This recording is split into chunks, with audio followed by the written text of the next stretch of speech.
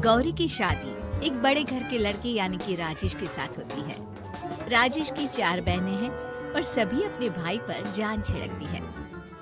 अरे पापा, ये राजेश के लिए कैसी छोटी सी हिट की लड़की ब्याह लाए आप? हम लोगों का भाई तो राजकुमार है, उसके लिए तो कोई राजकुमारी होनी चाहिए थी। गौरी को ननद की बात बुरी लगती है और वो रोने लगती है। अरे क्यों गला फाड़ रही है? क्या गलत बोल दिया मेरी बेटी ने? इकलौता बेटा है हमारा, समझी? वो तो तेरे ससुर हाँ कराए थे, वरना मैं तो ना करवाती तेरी शादी अपने हीरे जैसे बेटे से। ननदें सास को भरती और सास गौरी से लड़ती। ये क्या है? तुम्हारी बहनें और माँ आए दिन मुझे खरी खोटी सुनाती रहती है। क्यों नहीं बोलते उन लोगों को कुछ? अरे क्या बोलूं? अब उन लोगों का इकलौता भाई और बेटा होना, तो वो लोग थोड़े इमोशनल है मुझे लेकर, समझा करो ना। और कौन सा वो लोग रोज आते हैं ससुराल से? माना एक साथ नहीं आती, लेकिन रोज कोई ना कोई तो खड़ा ही रहता है ना। खैर, जैसे तैसे कुछ साल गुजरते हैं। गौरी एक प्यारे से बेटी की माँ बनती है। सुनिए, हर बात पर ससुर जी से पैसा मांगना ठीक नहीं लगता। आप कोई काम क्यों नहीं करते हैं? काम तो मैंने कभी किया ही नहीं गौरी। पापा के पास इतना पैसा है कि मुझे जरूरत ही नहीं पड़ी। लेकिन कहते हैं ना, हर दिन एक सा नहीं होता। गौरी के ससुर की मृत्यु हो जाती है और घर में गरीबी छा जाती है। गौरी ननद को फोन करती है। दीदी, अब जीजा जी को बोलकर इन्हें कहीं नौकरी दिलवा दो ना। घर चलाना मुश्किल हो रहा है। माँ जी की भी तबीयत खराब रहती है। दवाई का खर्चा और मुन्ने की पढ़ाई का खर्चा काफी है। कुछ मदद मिल जाएगी दीदी। देखो गौरी, तुम तो जानती हो मेरे खुद के 3 बच्चे हैं, तो ये मत सोचना कि बात घुमा कर बोलोगी तो मैं कुछ मदद कर दूंगी। अब पति तुम्हारा है, सास तुम्हारी है, तो करना तो तुमको ही है ना। हम भी तो निभा रहे हैं। खैर, बोल दूंगी इनको। गौरी समझ जाती है। वो दूसरी ननद को फोन करती है, लेकिन वहाँ से भी उसे कुछ ऐसा ही जवाब मिलता है। अरे भाभी, हमारा भाई कैसे काम करेगा? वो तो राजकुमार है। बस आप जरा माँ का ख्याल रखो, उन्हें कोई तकलीफ मत होने देना। बाकी करते हैं बात आराम से। गौरी के सामने संकट आ जाता है कि वो कैसे अपना परिवार चलाए। ना पति काम करना चाहता है और ना ननदें मदद। फिर एक रोज गौरी की सहेली कहती है, गौरी, मैं ना एक फैक्ट्री में काम करती हूँ, तुम्हारी परेशानी समझ सकती हूँ। क्यों नहीं तुम भी मेरे साथ वहाँ काम करती? अरे लेकिन मुन्ना तो छोटा है ना। तो क्या हुआ? तेरी सास और पति तो घर पर ही हैं, वो लोग संभाल लेंगे। तू चल मेरे साथ।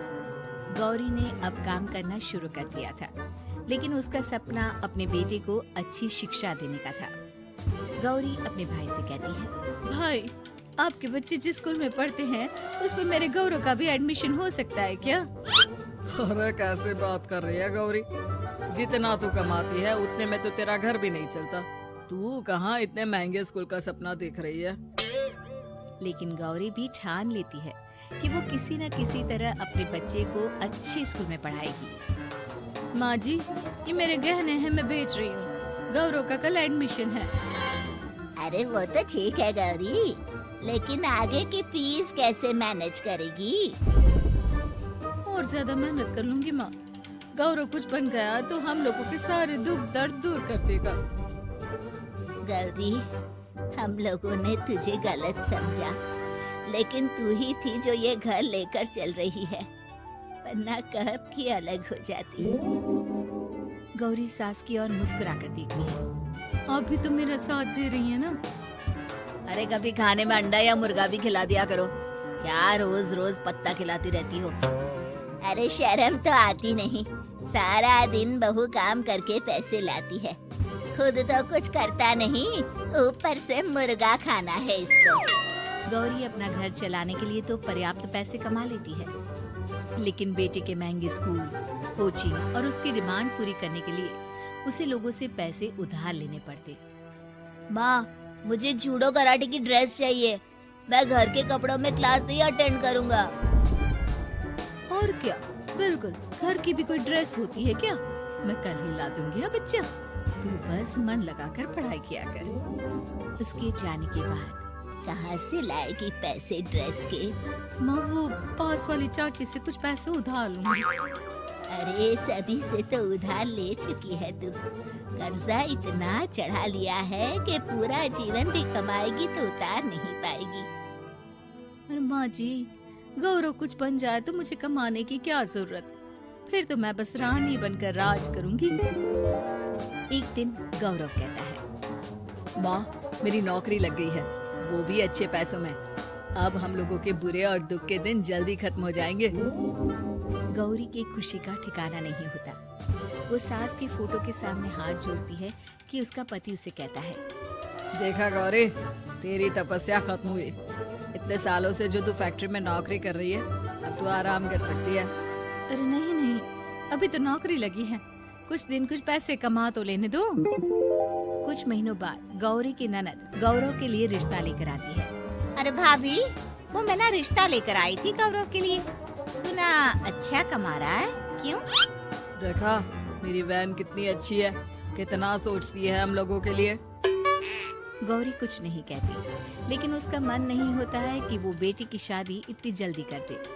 हाँ वो तो ठीक है, लेकिन अभी कुछ कर्जा है जिसे उतारना है। तो क्या हो गया, शादी के बाद भी उतार लेगा, कम से कम एक लड़की आ जाएगी तो आराम रहेगा। गौरी लोगों के प्रेशर में आकर बेटे की शादी कर देती है और शादी के बाद एक दिन जब अपनी फैक्ट्री में जाती है, मैनेजर साहब, कैसे इस फैक्ट्री में 22 साल काम कर लिया पता ही नहीं चला। अब तो बेटा सेटल हो चुका है, नौकरी की जरूरत नहीं है, लेकिन आप सभी का शुक्रिया। गौरी बहन, बहुत मेहनत की तुमने जीवन में, अब भगवान कोई मुश्किल ना दे। गौरी घर आती है, लेकिन दरवाजे के बाहर से ही उसे बहू और बेटे की आवाज सुनाई देती है। क्या है, तुम्हारी माँ ने तो सोचा भी नहीं कि जो कर्जा वो ले रही है खुद की अय्याशी के लिए, वो हम लोग क्यों भरे? उनका कर्जा है वो देखे। हाँ, लेकिन क्या करूं, माँ को छोड़कर रह भी तो नहीं सकता ना। अरे रह नहीं सकते तो क्या करोगे, पूरी जिंदगी उनका कर्जा चुकाते रहोगे? कल को हमारी भी फैमिली बढ़ेगी, कैसे मैनेज करेंगे? मैं नहीं जानती, साफ साफ बोल दो पैसे नहीं है फालतू के, जिसका कर्जा है वही निपटाए। गौरी बेटे बहू की बात सुनकर स्तब्ध रह जाती है और अंदर न आकर वहाँ से सीधे फैक्ट्री जाती है। मैनेजर साहब, मैं सोच रही थी कि इतनी जल्दी नौकरी नहीं छोड़नी चाहिए, जब तक हिम्मत है तो कर लेते हैं। वो मेरा इस्तीफा ना वापस कर दीजिए। ये बोलकर गौरी की आंख लाल हो जाती है। मैनेजर समझ जाता है कि गौरी की उम्मीद टूट चुकी है। वो उसके हाथ में इस्तीफा रखकर कहता है, कर्जा माँ का है तो माँ ही चुकाएगी। माँ का कर्जा आज तक क्या कोई चुका पाया है?